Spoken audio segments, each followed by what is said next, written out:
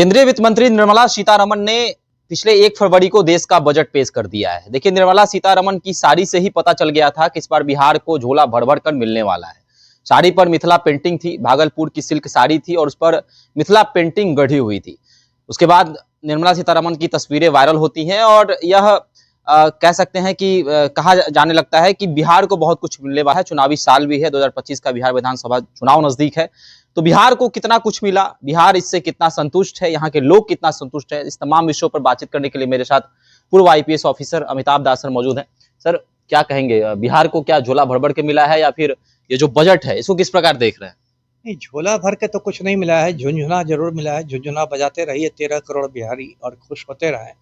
देखिए, जैसा आपने कहा कि निर्मला सीतारमण आई ही थी बिहारी साड़ी पहन के, मधुबनी प्रिंट की साड़ी, एक दुलारी देवी है महिला कलाकार, उनकी बनाई हुई साड़ी थी।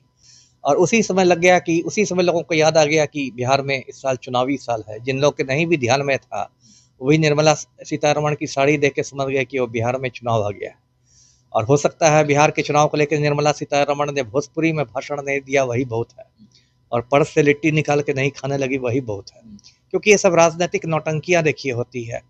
देखिए, बिहार का जो इतना हल्ला हो रहा है कि बिहार के बल्ले बल्ले हो गए, बिहार के लिए मोदी ने खजाना खोल दिया, बिहार हो गया माला माल, ऐसा कुछ नहीं है। मुख्यतः 7 घोषणाएं गई हैं बिहार के संदर्भ में। एक घोषणा है कि आईआईटी पटना का विस्तार होगा, दूसरी घोषणा है पटना हवाई अड्डे का विस्तार होगा, तीसरी है कि बिहटा हवाई अड्डे का विस्तार होगा, चौथी घोषणा है कि भागलपुर, राजगीर और सोनपुर में ग्रीनफील्ड हवाई अड्डे बनेंगे, पांचवा है कि मखाना बोर्ड का गठन होगा, छठा है कि पश्चिमी कोशी कनाल के लिए अलग बजट का आवंटन होगा, प्रावधान होगा, और सातवीं घोषणा है कि एक national food institute of India है, उसकी इकाई बिहार में खुले। तो ये देखिए, इसमें से कोई भी एक ऐसी चीज नहीं है जिसको लेके बहुत आम आदमी को बहुत राहत मिले। मान लीजिए मखाना बोर्ड आप बना ही देते हैं, है ना। मैं खुद दरभंगा का रहने वाला हूँ। कहते हैं कि दुनिया का 90% जो मखाना है दरभंगा में ही पैदा होता है। लेकिन क्या मखाना आम आदमी से जुड़ा हुआ है? मखाना तो इतना महंगा मिलता है कि मुझे नहीं लगता कोई आम आदमी खा भी पाता होगा। तो ये सब बातें ऐसे ही अपना जुमलेबाजी है। और एक ये लोग ये भी खेल खेलते हैं, सरकार खेल खेलती है कि कोई भी घोषणा होती है उसके साथ समय सीमा नहीं बताई जाती है, डेडलाइन नहीं बताया जाता है। मान लीजिए उन्होंने कहा कि national food institute of India की इकाई बनेगी बिहार में, और सारे बिहारी झूमने लगे। लेकिन उसमें समय सीमा नहीं बताई गई कि ये 10 साल में बनेगा कि 20 साल में कि 50 साल में। तो ये भी लोगों को एक मूर्ख बनाने का तरीका होता है। देखिए, बिहार को कुछ मिल नहीं रहा है, जबकि अभी का जो समय है, मोदी का जो ये तीसरा कार्यकाल है, इस समय बिहारी सांसद बहुत मजबूत स्थिति में है। क्योंकि इस बार तो भाजपा को मिला नहीं सामान्य बहुमत, तो मोदी की जो सरकार है केंद्र में, वो जदयू के 12 सांसदों के समर्थन पर है, लोजपा के 5 सांसदों के समर्थन पर है, और मांझी की जो पार्टी हम है उसके 1 सांसद के समर्थन में। कुल 17 सांसद हैं बिहार के जो मोदी सरकार को बिल्कुल उसकी बैसाखियां बने हुए हैं। तो अभी तो ये समय था कि ये लोग बहुत कुछ ले सकते थे, लेकिन कुछ नहीं, इनको मिला है, एक लॉलीपॉप मिला है। तो उनको लॉलीपॉप मिला, झुनझुना मिला, इसी पर अब वो खुश रहने के लिए कहा जा रहा है। आपको ये भी याद होगा 2015 जब विधानसभा चुनाव हुए थे तो मोदी जी आए थे गांधी मैदान में ही, और बहुत उन्होंने एकदम सम्राट के लहजे में कहा था कितना चाहिए बिहार को, 50,000 करोड़, 75,000 करोड़, 1 लाख करोड़, नहीं 1.25 लाख करोड़। और आज तक नहीं लोगों को पता चला है कि उसमें कितने का आवंटन हुआ है, कितने का नहीं हुआ है। तो ये सब जुमलेबाजी होती है, हवाबाजी होती है। देखिए, बिहार की स्थिति अभी बहुत ये है, पतली है, और मुझे लगता है कि भविष्य में भी पतली ही रहेगी, वो कितनी भी नौटंकी कर ले सरकार। जी। विपक्ष ये सवाल उठा रहा है कि मखाना बोर्ड की स्थापना तो की जाएगी, जीआई टैग भी मिल गया मखाना को, लेकिन जो किसान मखाना उत्पाद करते हैं, जो खेतों में मखाना लगाते हैं या फिर तालाब में जो मखाना लगाते हैं, उचित मूल्य नहीं मिलता है।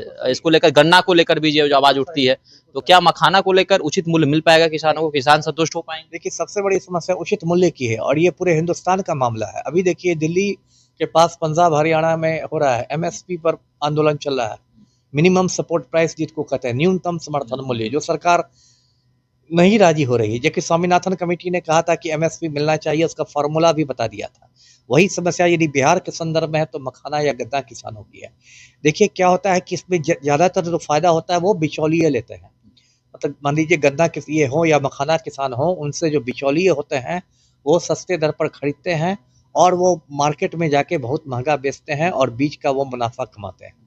और सरकार के पास बिहार में देखिए तो बहुत सारा खाने के लिए तो पैक्स है जो आपसे धान खरीद करेगी, ये खरीद करेगी, लेकिन सब में इतना भ्रष्टाचार है कि आप देखिएगा कि बिहार में किसानों को यूरिया खाद समय पर नहीं मिलता है, पैक्स वाले ठीक से धान खरीद नहीं करते हैं, बिचौलियों की अलग समस्या तो सवाल तो ये है ना सर कि यूरिया खाद इसलिए नहीं मिल रहा है कि यूरिया की शराब भी बनाई जा रही है बिहार में।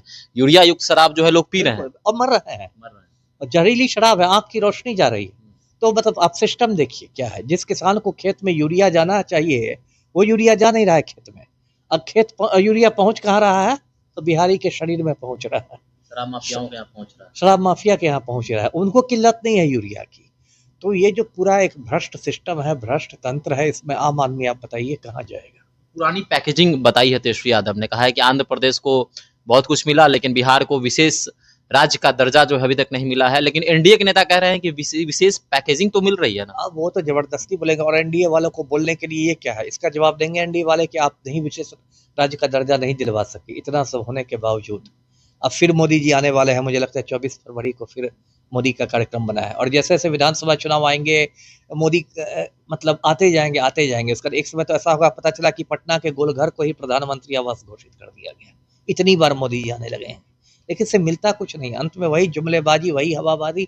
मैं दर्शकों को याद दिलाऊं, मोदी ने 1-2 साल पहले ऐलान कर दिया था कि दरभंगा में एम्स का निर्माण हो गया, याद होगा, और उसके ऐलान के बाद वो जो शोभा में जमीन ली गई है उसकी तस्वीर वायरल होने लगी, वीडियो वायरल होने लगा कि वहां भी मिट्टी भराई भी नहीं हुई है, वहां लोग बंशी लगा के बैठे हुए मछली मार रहे हैं। तो ये तो इस देश की स्थिति है कि प्रधानमंत्री ऐसा जिम्मेदार पद वाला व्यक्ति गलत घोषणाएं कर रहा है। जी चलिए, तो सवाल ये भी है कि पटना विश्वविद्यालय को केंद्रीय विश्वविद्यालय का दर्जा कब मिलेगा, क्योंकि मोदी जी भी पटना विश्वविद्यालय पहुंचे थे शताब्दी समारोह में, लेकिन केंद्रीय विश्वविद्यालय का दर्जा नहीं मिलता है। वहीं पर मखाना बोर्ड की स्थापना तो कर दी गई है, लेकिन किसानों को इससे क्या मिलेगा, किसानों को उचित मूल्य मिल पाएगा कि नहीं मिल पाएगा, ये भी सवाल है। हवाई अड्डे तो बन जाएंगे, लेकिन क्या उसमें यहाँ बिहार के लोगों को रोजगार मिल पाएगा, ये तमाम चीजें जो है अब सवाल उत्पन्न हो रही हैं। तो आपको क्या लगता है, बिहार को क्या कुछ मिला है? अभी हमारे साथ कमेंट बॉक्स में अपनी राय रख सकते हैं। धन्यवाद।